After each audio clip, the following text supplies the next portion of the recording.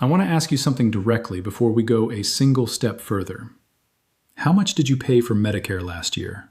I mean the actual total, not just the premium that comes out of your Social Security check every month, but everything. The deductible, the coinsurance, any prescription drug costs, any dental, vision, or hearing expenses, any surcharges that were added to your bill because of your income. If you sat down right now and added up every dollar you paid in Medicare-related costs last year, what would that number be? Most retirees have never done that calculation, and the ones who have are often surprised not just by how large the number is, but by how much of it was completely, legally, and specifically avoidable with the right planning. Today, we are going to go through those avoidable costs one by one, and by the end of this video, I want you to know exactly which ones apply to you and exactly what you can do about each of them. My name is Finn, and this is Finn Retires, the channel built to protect your retirement income from costs and rules that nobody explains until after they have already cost you money. If you are new here, hit that subscribe button right now before we go any further. Every week on this channel, we cover the financial decisions that matter most for retirees, and today's video is one that has direct, specific, and actionable implications for almost every single person watching. Subscribe, stay with me all the way through, and let us get into it, because the first cost on this list is one that most retirees either do not know exists or assume is simply unavoidable when it is absolutely not. Let us start with the cost that surprises people most when they realize it is preventable. This is the IRMAA surcharge, the income-related monthly adjustment amount. And if you have never heard of it, you are in a very large group.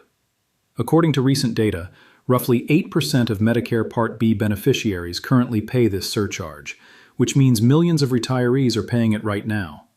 But it catches people off guard not because it is obscure. It is well documented by the Centers for Medicare and Medicaid Services, but because of when it is calculated, which is the part that almost no one understands in advance. The IRMAA surcharge is added to your standard Medicare Part B and Part D premiums when your modified adjusted gross income exceeds certain thresholds.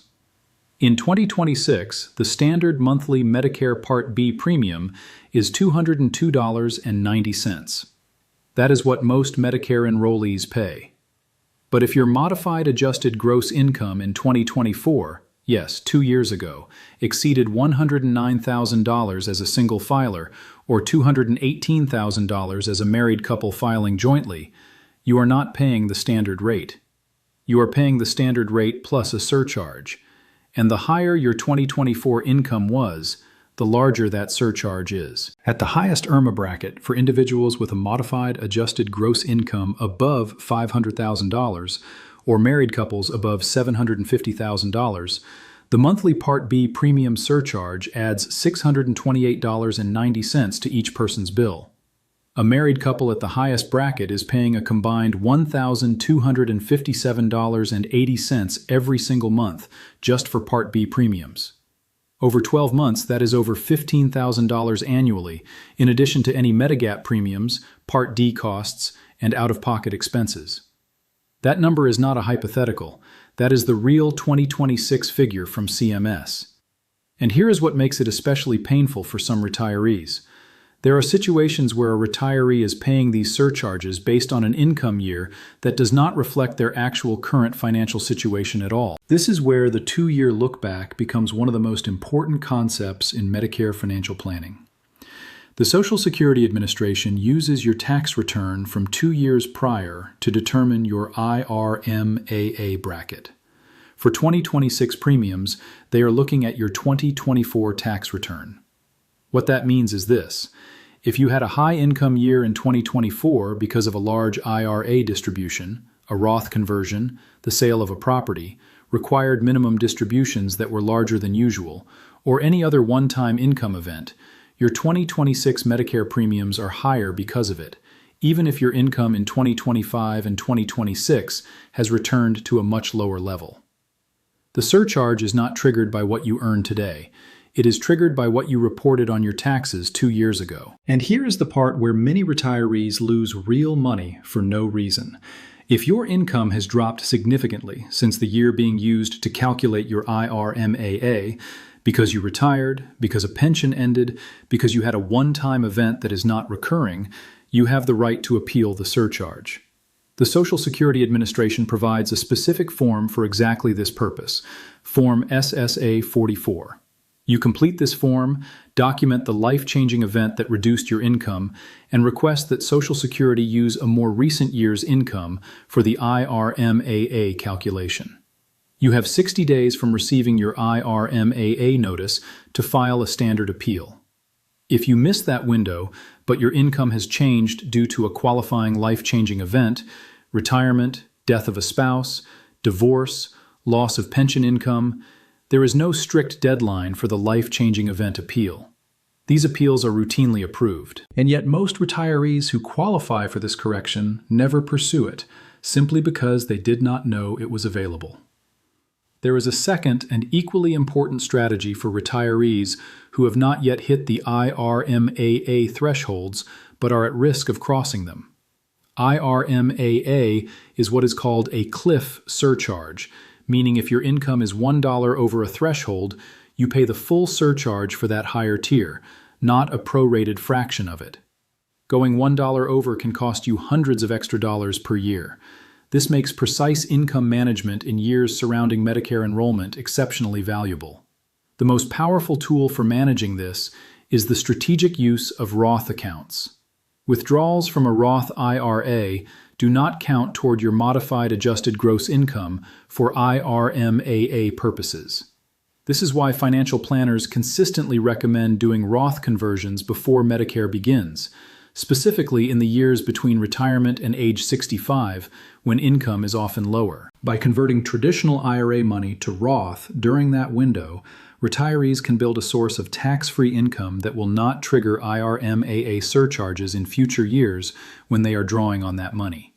Similarly, making qualified charitable distributions from a traditional IRA after age 70 and a half satisfies required minimum distributions without adding the distributed amount to modified adjusted gross income, another strategy that can keep income below the IRMAA threshold while simultaneously meeting charitable goals. Now let me talk about the second avoidable cost, and this one affects every retiree on Original Medicare, whether they know it or not. Under Original Medicare Part B, there is no annual out-of-pocket maximum. None. The standard structure is this. After your annual Part B deductible of $283 in 2026, Medicare pays 80% of the Medicare-approved amount for covered outpatient services, and you are responsible for the remaining 20%. That 20% coinsurance has no ceiling. A $60,000 outpatient procedure leaves you with a $12,000 bill. A $100,000 outpatient surgery exposure results in $20,000 in cost sharing on your end. If you have multiple significant medical events in a single year, those 20% amounts stack without any limit. For retirees on fixed incomes, this is not a theoretical risk. It is a structural vulnerability that is built directly into Original Medicare, and that affects anyone who does not have a supplemental policy filling those gaps. The solution to this specific problem is a Medigap supplemental insurance policy, and specifically, Plan G is the most comprehensive plan available to new Medicare enrollees in 2026. Medigap Plan G covers the Part A deductible, Part A coinsurance and hospital costs, Part A skilled nursing facility coinsurance, Part B coinsurance and copayments, and foreign travel emergency care. The only thing Plan G does not cover is the Part B deductible itself, the $283 annual amount, meaning after you pay that deductible once per year, you have essentially zero further out-of-pocket exposure for covered Medicare services for the rest of that calendar year. The national average premium for Plan G in 2026 is approximately $140 to $160 per month, depending on age, location, and insurer. When you stack that against the potential for unlimited 20% coinsurance exposure under Original Medicare alone, the math is typically straightforward, particularly for retirees who have any level of chronic illness or who are likely to need significant medical care. The Medigap premium replaces an unpredictable and potentially catastrophic out-of-pocket exposure with a predictable fixed monthly cost. There is also a newer plan, Plan G, with a high deductible option. that provides the same coverage as standard Plan G but with a lower monthly premium in exchange for a higher annual deductible of $2,800 in 2026. For retirees in good health who are unlikely to hit that deductible in most years, this can be a more cost-efficient structure that still provides the ceiling on out-of-pocket exposure that standard original Medicare lacks. The third avoidable cost is one that catches retirees with employer pensions and investment income by surprise, and it connects directly to the IRMAA conversation. This is the cost of not timing retirement account withdrawals carefully relative to Medicare thresholds. Every dollar you pull from a traditional IRA or 401k in a given year increases your adjusted gross income, which increases your modified adjusted gross income, which moves you toward or across an IRMAA bracket. Required minimum distributions, which you must take starting at age 73 under current law, are a particularly common trigger because they are not optional. They happen automatically based on your prior year account balance and life expectancy tables. And for retirees with large traditional IRA balances, the RMD amounts in later years can be significant enough to push income into IRMAA territory, even in years when no other major income event occurs. The way retirees can manage this is not to avoid their required minimum distributions. That is not possible without paying a substantial penalty, but to plan the rest of their income around those distributions. Years in which a large required minimum distribution is required are years to be very careful about taking additional large distributions, doing capital gains harvesting, or doing Roth conversions. If a Roth conversion is strategically desirable, it should ideally be sequenced in years when required minimum distributions are lower, other income is reduced, and there is still room below the next IRMAA threshold. This kind of year-by-year income planning is not complicated once you understand the framework, but it requires knowing the framework exists, and most retirees encounter it for the first time when they are already paying the consequences of an unplanned income spike. The fourth avoidable cost area involves Medicare services that are not covered. And I want to be specific about this because the pattern of what is not covered follows a predictable logic. Medicare Part B does not cover routine dental care, dental procedures, or dentures. It does not cover routine vision exams or eyeglasses. It does not cover hearing aids or hearing exams for the purpose of fitting hearing aids. It does not cover most cosmetic procedures, acupuncture outside of chronic low back pain, and it does not cover long-term custodial care. These exclusions are structural. They were built into Medicare from its inception, and they represent a consistent and substantial source of out-of-pocket spending for retirees who do not plan for them. Hearing aids deserve specific mention because the cost is frequently underestimated. A single pair of hearing aids in 2026 ranges from $1,000 for basic over-the-counter devices to $6,000 or $7,000 for premium prescription hearing aids with advanced features. They typically require replacement every 3 to 5 years. For a retiree who wears hearing aids from age 65 to age 85, the total lifetime hearing aid cost, at even modest replacement cycles, can easily exceed $15,000 to $20,000 entirely out of pocket.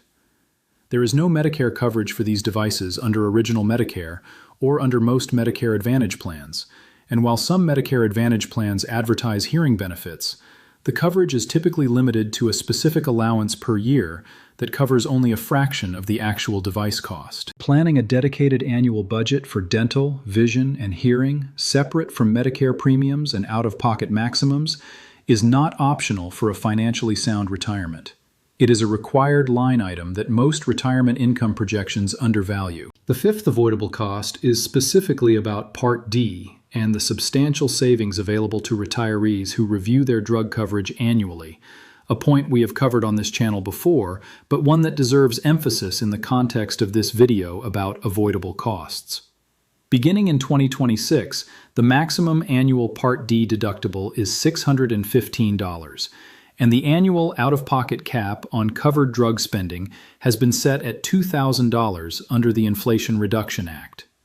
The $2,000 cap is a significant new protection. Once you hit that threshold in covered drug costs, you pay nothing further for covered medications for the rest of the year. But the cap applies to covered medications, meaning drugs on your plan's formulary, and formularies change every year. A medication your plan covered at a low tier in 2025 may have moved to a higher cost-sharing tier in 2026, or may no longer be covered at all. The only way to know whether your current plan is still the most cost-effective choice for your specific medication list is to compare plans annually during open enrollment using Medicare's Plan Finder tool at medicare.gov, inputting every medication you currently take. As we covered in previous videos, a single plan switch during open enrollment saved one client over $1,100 on medications in 2026, not through any change in medications, simply through choosing a different plan during the enrollment window. Think about a retired couple named Robert and Virginia, both 69 years old, living in Tennessee. Robert retired at 64 and took a large IRA distribution at 64 to fund some home renovations before his Medicare coverage started at 65. That distribution pushed his income that year significantly above the IRMAA threshold for the following 2 years. He did not know what IRMAA was at the time, and no one told him the distribution would affect his future Medicare premiums. The first year he paid the surcharge, he assumed it was a temporary administrative issue and called Medicare. He was told his premiums were correct based on his income. He paid thousands of extra dollars over 2 years before finally working with a financial advisor who helped him file Form SSA-44 based on his retirement as a life-changing event, successfully eliminating the surcharge going forward. Virginia, meanwhile, is on original Medicare without a Medigap policy because she assumed the 20% coinsurance would never add up to more than a Medigap premium. That calculation held true for 3 years.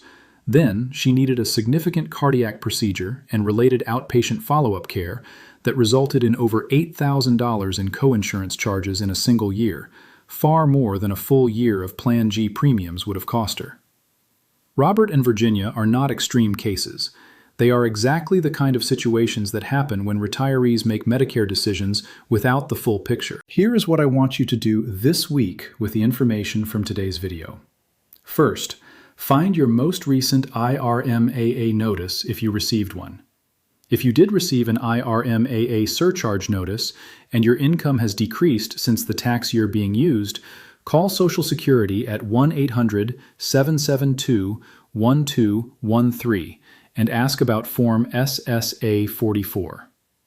Second, if you are on original Medicare without a Medigap supplemental policy, get a quote for Plan G in your area.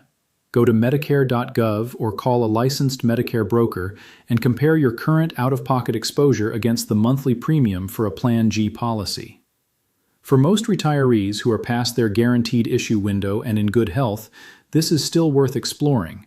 In most states, even with underwriting, you may qualify. Third, build a specific annual budget line for dental, vision, and hearing expenses that are not covered by Medicare. Be realistic about what those costs are likely to be over the next several years, particularly hearing care. Fourth, check your Part D plan during the next open enrollment window from October 15th through December 7th, and compare your current plan against alternatives at medicare.gov using your current medication list. If this video helped you identify something about your Medicare costs that you were not previously aware of, or if it helped you understand a cost you have been paying that you now realize might be reducible or avoidable, please share it with someone in your life who could benefit from the same information. Every person you share this with is someone who has the opportunity to save real money on healthcare costs that are otherwise going to continue unnecessarily. Your share today costs nothing and could protect someone you care about from paying thousands of dollars they do not have to pay. Drop a comment below and tell me, have you ever received an IRMAA surcharge notice?